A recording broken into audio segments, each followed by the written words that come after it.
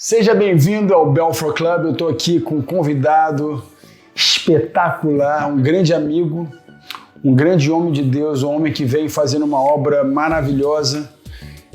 Paulo Júnior, pastor Paulo Júnior está aqui comigo. Estamos passando dias maravilhosos aqui na Flórida.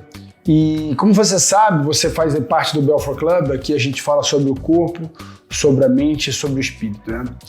E o espírito, eu falo que o espírito, né, Paulo, é uma decisão, né? A vida espiritual é uma decisão. Todo mundo nasce morto espiritualmente. Quando eu digo morto espiritualmente, você nasce sem a obrigação de tomar uma decisão, né? Você é um filho de Deus e se você nascer e morrer, você vai lá para a eternidade, né?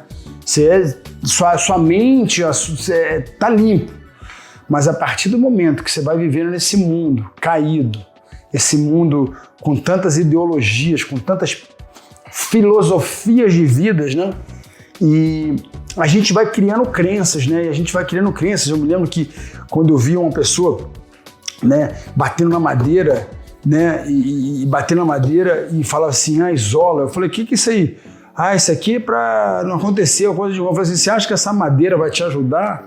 Você acha que esse toque vai te ajudar? Ou eu entrei num avião com um amigo meu, que eu tinha vindo numa luta, e ele tinha traído lá, saído, feito...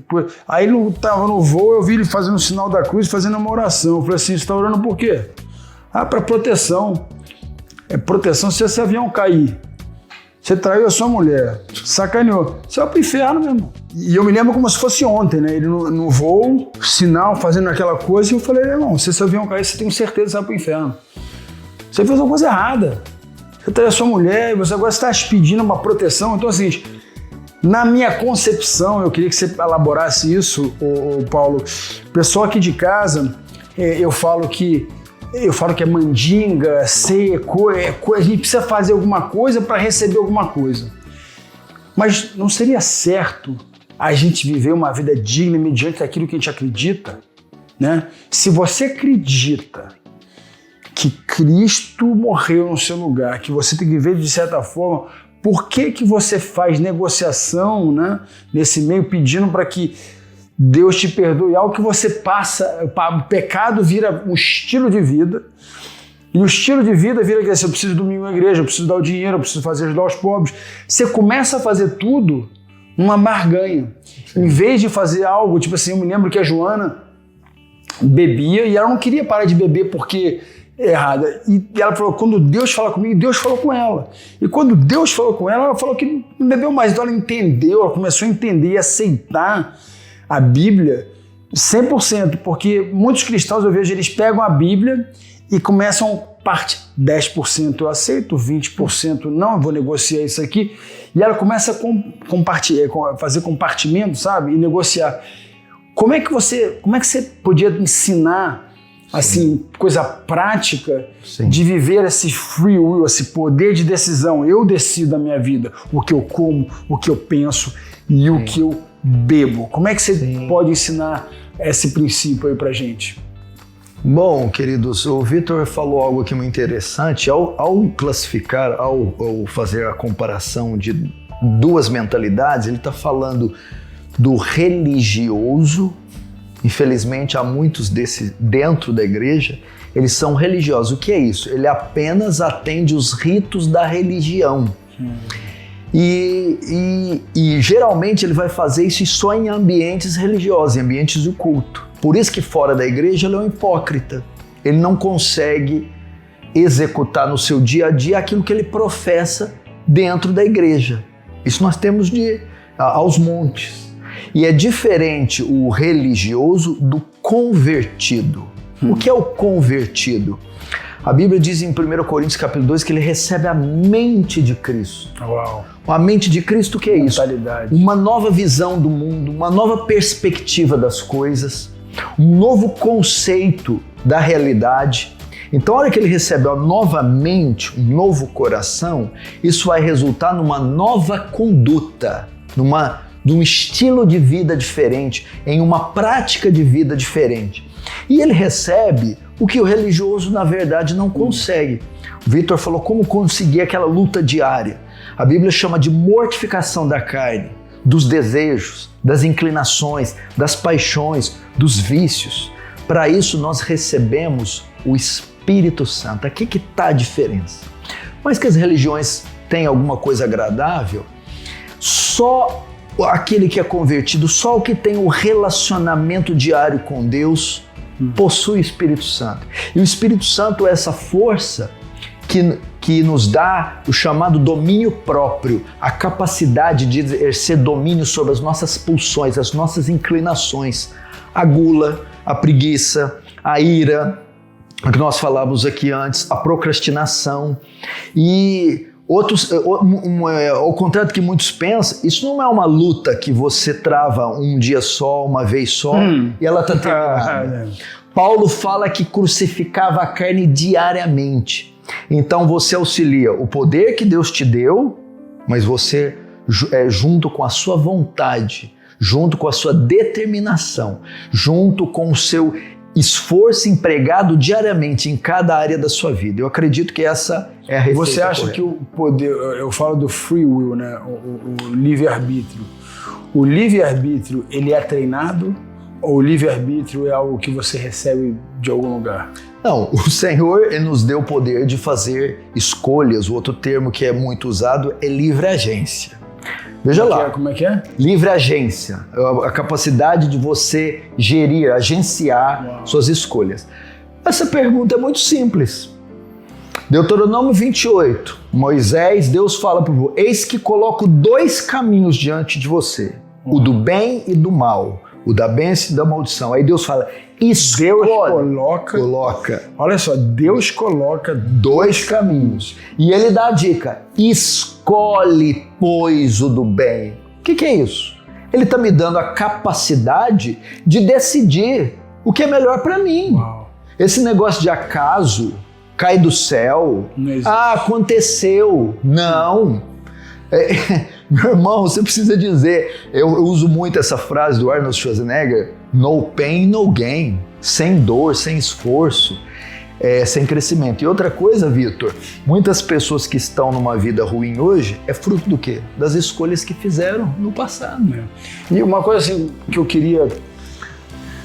E assim, eu tenho muitas coisas, eu falo assim, uma coisa que eu falo que existe arrependimento e remorso. Eu brinco muito, eu ainda quero fazer esse livro sobre 2 reis que me chamam a atenção, que é o rei Davi e o rei Salomão, né? Qual dos 2 você é? Né? Eu acho que a maioria das pessoas querem ser Salomão, mas querem o coração de Davi. E eu falo pro meu filho: filhão, ou você é o rei Davi, ou você é rei Salomão. Não tem jeito. Só existe um rei. O reinado só existe um. Você não divide um reino em 2. Né? Eu falo assim, poxa, quem é um lutador perfeito? Eu me lembro, poxa, o strike, a velocidade do Vitor Belfort, com o jiu-jitsu do Gracie, com o chute do não sei o quê, com a força do O cara ferro. começa... Não tem como. Não tem como. Cada lutador é um só, você tem que escolher um só. Então, como é que você poderia dizer assim, como é que as pessoas podem treinar o livre-arbítrio? Como é que você poderia dar uma dica assim de... A pessoa que está assistindo a gente agora está tendo dificuldade em poder escolher bem a sua alimentação, escolher o que fazer. Sim, tempo de orar. Eu não sei se você aconteceu com você, mas às vezes eu tenho dificuldade de entrar quebrar aquela presença. Como é que eu faço para entrar na presença de Deus? Como é que a pessoa pode fazer assim? Eu quero começar a treinar. Começa com 10 minutos de oração, vai para 20, ótimo. Vai para 30. Dá uma dica aqui para a pessoa poder prosseguir agora. Sair desse Good question. Queridos irmãos, a Bíblia, ela várias vezes ela usa metáforas dos Jogos Olímpicos ou do atleta. Então ela usa muito esporte como analogia para a vida cristã. Por exemplo, é muito simples. A vida espiritual, assim como a vida física, os grupos musculares, têm que ser exercitadas. Ninguém que começa a academia hoje começa levantando 50 quilos de cada lado na rosca direta ou 80 de cada lado no supino. É preciso haver o quê? A hipertrofia. A hipertrofia vem com repetições diárias que vão aumentando em carga e em número. Aí, no final de 2 anos, aquele homem está fazendo ele está fazendo repetições maiores com cargas maiores. A vida espiritual é a mesma coisa. Você tem que ter o exercício diário. O que acontece é que quando as pessoas não se exercitam, não têm o hábito de ler a Bíblia todos os dias, o hábito de orar todos os dias, ou o hábito de mortificar a carne. Quando vão tentar fazer, hoje eu quero ficar 1 hora com Deus, elas não vão conseguir. Quando elas querem... Mas como é que você poderia dar uma coisa prática? Prática. O que cara ela quer faz? começar amanhã. Vou entrar. Vamos lá. Você pode começar assim, eu vou te explicar para a parte espiritual, para a leitura. Comece lendo um capítulo, no máximo 2 por dia. Lê de forma a meditar, não leia com pressa, leia até entender o que você está lendo. Se você demorou 30 minutos para entender 20 versículos, eu prefiro que você entenda 20 versículos do que leia 10 capítulos sem entender. Faça isso. À medida que o tempo passar, aumenta para 2. Daqui 30 dias, daqui 60 aumenta para 4. Oração. Começa com 5 a 10 minutos. Agradeça, confesse seus pecados, apresente seus pedidos a Deus, faça oração pelos seus entes queridos e no final louve a Deus. Começa com 5. Vou bem baixo, não tem problema não. Depois de 20 dias, vai para 10. Depois de 2 meses, vai para 20. Você quer ter uma oração assim, mais aumentar em qualidade e extensão? Faça uma lista dos pedidos que você quer fazer e das áreas que você quer apresentar a Deus. Você pode até imprimir ela e no momento da oração olhar para ela, não tem nenhum problema. No final de um ano, o exercício se torna um hábito. É um hábito. Você ler 5, 6, 7 capítulos da Bíblia é um hábito. Você orar 30, 40 minutos, quando você vai olhar no relógio, você não vai nem ver que passou. Assim como ir para a academia depois de 2 anos se tornou um hábito e você levanta 50 de cada lado, fácil. Orar, ler a Bíblia, se santificar, vai ser um hábito. Muito importante, né? E, bom, eu não sei você, mas assim, acho que todos nós passamos por um período o pastor estava falando sobre carga, né? Eu tenho uma coisa interessante que eu ensino aos meus filhos sobre levantamento de peso e treinamento. Eu falo assim, do little a lot, not a lot little. Faça muito do pouco e não pouco do muito. Ok, good. Então, é mais ou menos isso que você quis dizer. Fazer excelente. Muito do pouco. Excelente. Muito do pouco. Então, assim, uma coisa interessante que na Bíblia dá um deira muito legal, ela fala assim, um dia é como se fosse 1000 anos e 1000 anos como um dia. E ali fala justamente disso, né? Você pode fazer de um dia 1000 anos, ou também você pode fazer 1000 anos e se tornar um dia, né? Então, assim, Aí, quando a Bíblia fala sobre isso, eu queria te fazer essa pergunta. Na minha cabeça, Deus ele dá 2 opções. Você pode fazer hoje valer 1000 anos, ou como você pode fazer hoje virar um dia virar 1000 anos. Parece que demorou o dia inteiro, é só problema. Tudo é a maneira que você encara, a mentalidade, que Deus estava mostrando a mentalidade dele. Eu posso fazer você crescer em um dia 1000 anos, ou também eu posso fazer você um dia parecer que durou 1000, né? Então assim, eu vejo uma matemática ali, né? Assim, eu queria que você pudesse falar um pouco sobre isso, né? É óbvio que eu não quero entrar na área. Como é que isso aplica na nossa vida? Nós estamos falando também hoje da brevidade da vida, de aproveitar o tempo que você estava lá presente, foi a mensagem que você podia até inserir isso. Isso, mas assim, fala um pouco desse 1000 anos um dia e um dia 1000 anos, porque isso é uma coisa que me fascina, como Deus é maravilhoso. Eu falo, filho, vai treinar hoje? Faz hoje valer 1000 anos, filho. Cresce, menino. Vai lá, pá. Arrebenta. Sim. Entendeu? Sim. Não deixa hoje, não deixa um dia virar, né? Faça um dia virar 1000 anos. Sim. Essa é a capacidade de Deus também, ele resumir ou ele compensar o tempo perdido, o tempo gasto e fazer com que você possa aproveitar o melhor daquele dia, o melhor daquele momento, dar tudo de você. E isso é importante, essas oportunidades que Deus nos dá. Quando eu falava hoje de vede como prudentemente andeis, não como a nécios, mas como a sábios, remindo os tempos, que os dias são maus. Uau. Isso tem a ver com o que você está falando. Total. O que é remindo os tempos? Aproveitando cada oportunidade. Aproveitando cada oportunidade. E o salmista vai dizer assim, ó, esse é o dia que o Senhor nos deu, alegremos e nos regozijemos nele. Porque é uma coisa interessante, ó, você tá em casa, não sei você, mas eu muitas vezes me pego, rapaz, como é que eu perdi tanta oportunidade? Isso. E às vezes você está se martirizando pelo que você perdeu e Deus está te dando mais um dia de vida. Então assim, eu vejo que muitas vezes os fracassos de muitas pessoas se tornaram um sucesso, né? Eu me lembro que eu estava vendo a história do cara que criou aquela loja, uma loja grande aí, fenomenal aqui dos Estados Unidos. O cara vendia fósforo. Ele vendia na China, ele ia vender a IKEA. A IKEA, né? Você conhece a história daqui, o cara vendia fósforo, o cara andava de bicicleta e ficava vendendo fósforo. E dali ele foi vendendo, foi criando, e criou a IKEA. Então assim, tudo começou vendendo um fósforo, vendendo algo pequeno, né? Você vê assim, os grandes empreendedores assim, parece meio que loucura, mas você deve passar em algum momento, você pode estar passando por esse momento onde você fala assim, não dá, eu preciso morrer, minha vida não presta mais. Eu queria que você parasse e ouvisse essa mensagem que o Paulo tem para você, da brevidade da vida. A gente vai falar curto, mas é praticamente isso. Pegue o Deira que Cristo falou, eu vou fazer um dia, eu adoro, eu quero fazer de um dia 1000 anos, eu quero fazer hoje multiplicar como se fosse 1000 anos, eu quero aprender o máximo, empreender o máximo.